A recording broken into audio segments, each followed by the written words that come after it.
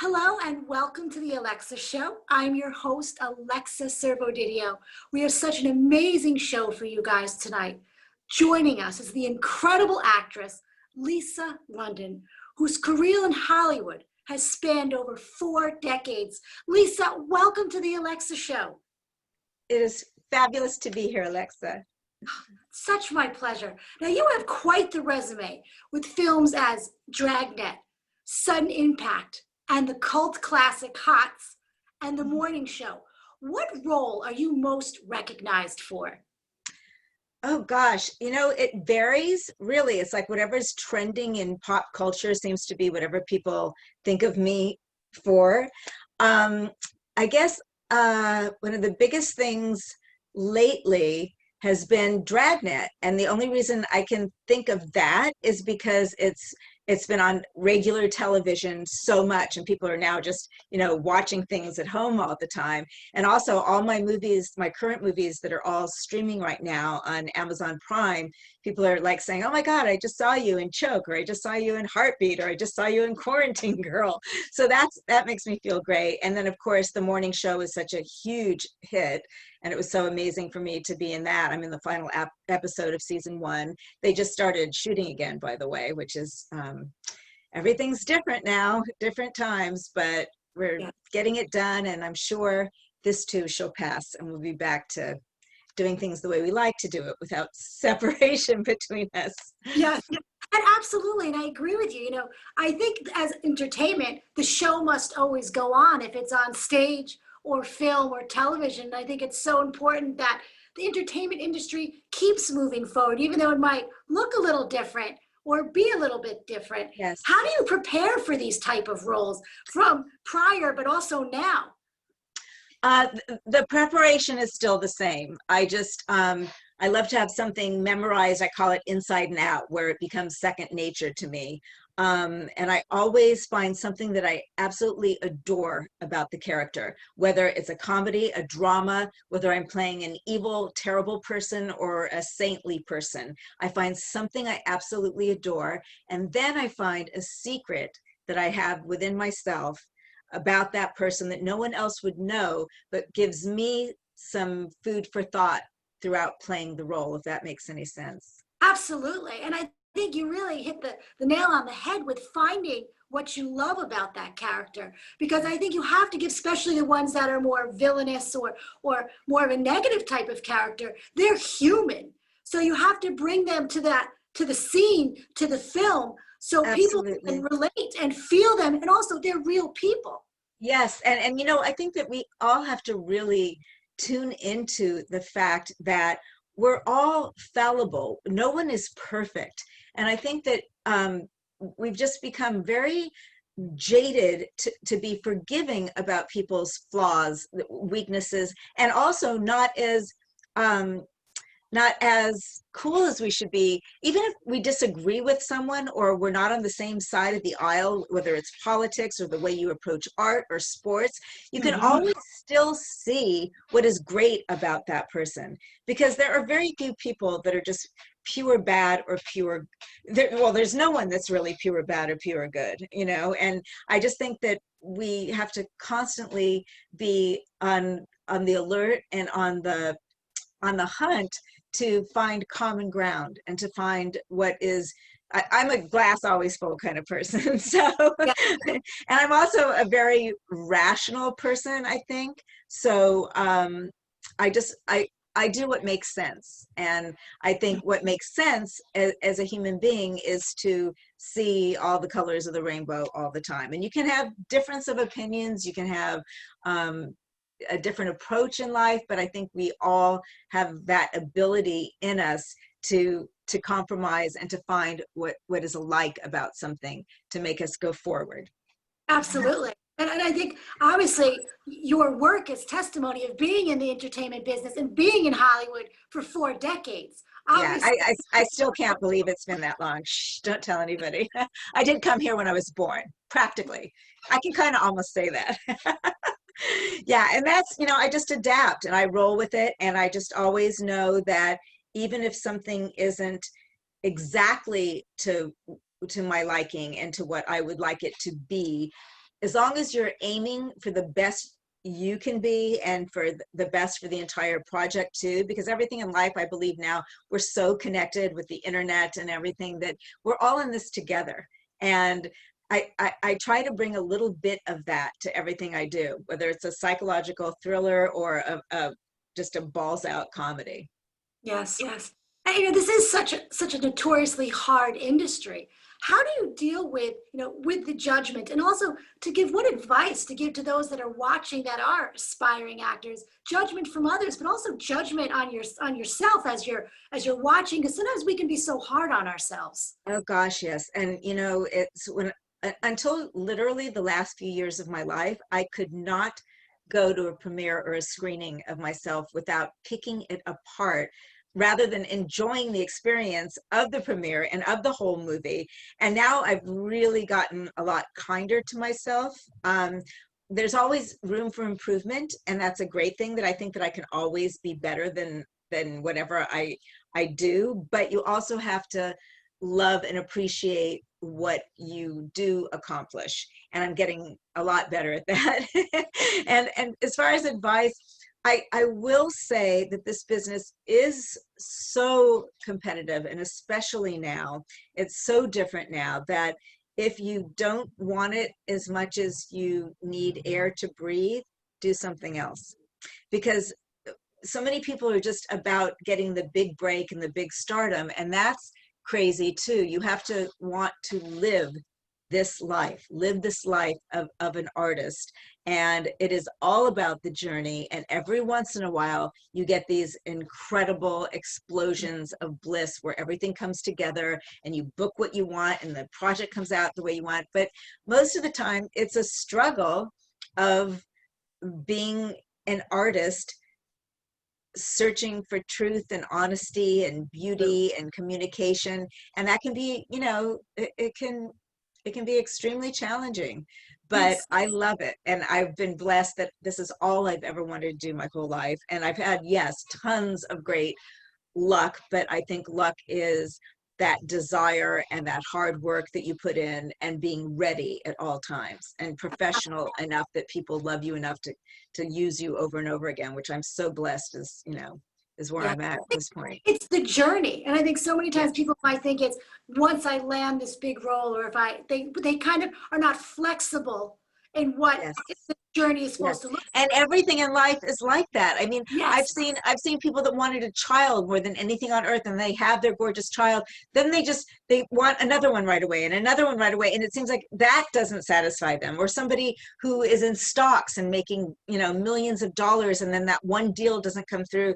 So then they consider themselves a loser up until, Yes. we have to, like, every moment of life counts. As far as we know, this is the only life we have. Now, I still have hopes that that's not true, but as far as we know, the soul we are now, this is it. This is it. And we've got to just appreciate every moment, because it's so random and no one here gets out alive, as Jim Morrison so brilliantly said. Is how we build our different characters. I think from all the steps that we all go through is kind of blocks into the characters, because our characters have disappointments, our characters have setbacks, our characters have triumph.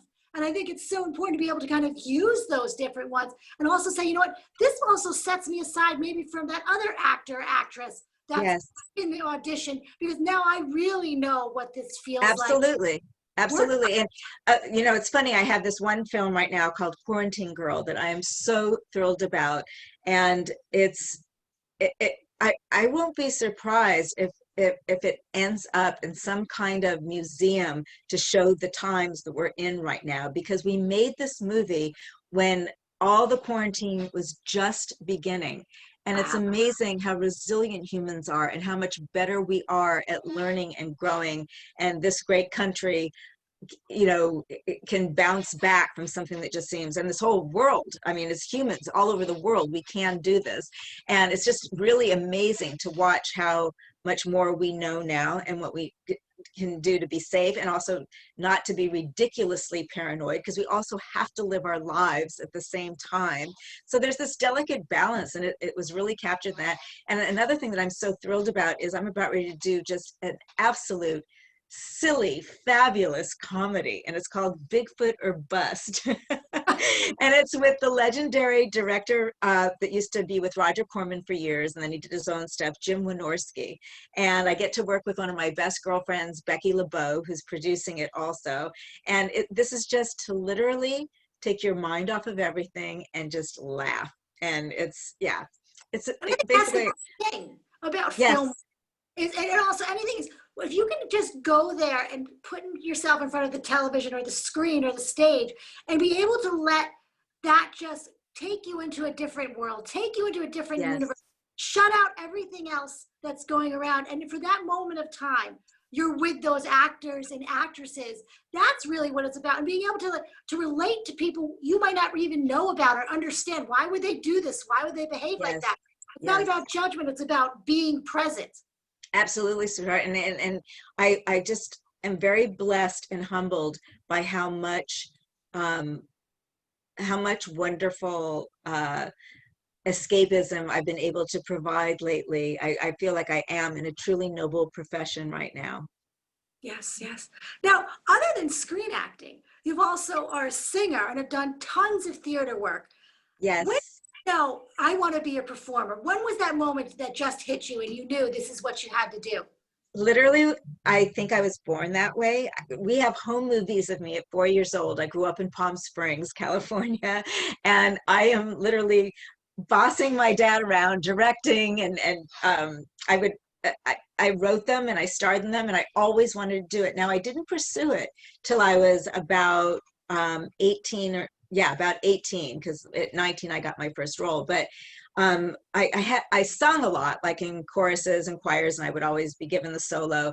But I was pursuing a journalism career, and I went to college on a full journalism mass communications scholarship. But deep down inside, all I ever really wanted to do was act. Mhm. So finally, I told my dad I was miserable, and he said, "Okay, you've got 2 weeks to get something in Hollywood, otherwise, back to Arizona State." So I booked the lead in the female version of Hots, which was kind of insanely amazing, and the rest was history, because I started off just as high up as you could be, starring in a film. And those were the days where it was real film, and in real movie theaters there was nothing else. So I literally started off at the top, which was kind of crazy and wonderful. And it's I just kept writing my own ticket for a super long time. I had a little bit of a dry spell, I think, when I was like in my early 40s, because I still looked really young. But there's something in the eyes of an actor when you start living, and it was kind of like I was in nomad's land. And I just hung in there, and within a couple years I started getting stuff, and thank God the last decade of my life has just been like better Yeah. than it's almost ever been. And yeah, I sing too. I had a major record deal in an all-girl band called the Pinups that was like super huge, as Andy Warhol said, for our 50 minutes of fame here. In Europe, especially Germany and in Japan, we're still really famous. But we were way ahead of Madonna. Even we wore lingerie on national TV before anyone did. And we sounded like the Pointer Sisters. So it was music genres didn't cross over as much in the 80s. So they kind of didn't know what to do with us. It was amazing we were as successful as we were. But I've sung like in a couple movies. I sang in Dragnet. In The Naked Cage, I have a song that I sing, and it's really funny because it plays during a sex scene of me. And it's kind of weird to hear your own voice in a song while you're doing a sex scene. But Yes, hey, you it learn is. something every day. Now, Yeah. you've been married to actor producer Barry Saddles for 19 years, which in Yes, Hollywood is a huge accomplishment. What I is your, know. how do you guys keep it going? Everything in life is timing, first of all. And we didn't meet till I was in my 30s and he was 50. So it was like everything in life is timing. And as far as keeping it going, love is like this eternal fabulous thing, this connection that you can find your soulmate. And always in the beginning, I mean, at least for me, it's the mad passion of sex all the time and just the romance. But I was wise enough finally to realize that no matter how hot you are for each other, as far as the romance side and the excitement side, it's something you have to reinvent and keep working at through life. And I don't mean working at like, oh God, I have to, but like just like exciting, fun little things, just mix it up all the time. And we're so blessed that we're completely alike in some ways and total polar opposites in others. And I think that yin and yang in a relationship is really important too. And Absolutely.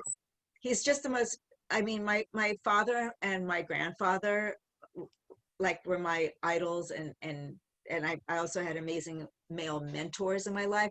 And to finally be with and marry my husband is someone that I think is the best man on the planet as well, is just, it's Just yeah, truly a great. gift. Yeah. Question. We all see these love affairs and these hot romances in films. And then, as we experience in them personally, Yes. is there a difference? And what would be the difference from you from when playing them in films, but then also in real life? Is there a crossover or is there a real difference? It's very funny because when you actually are shooting a quote unquote love scene or sex scene, however you want to call it, it's choreography. It's like choreographing a dance routine or a fight scene.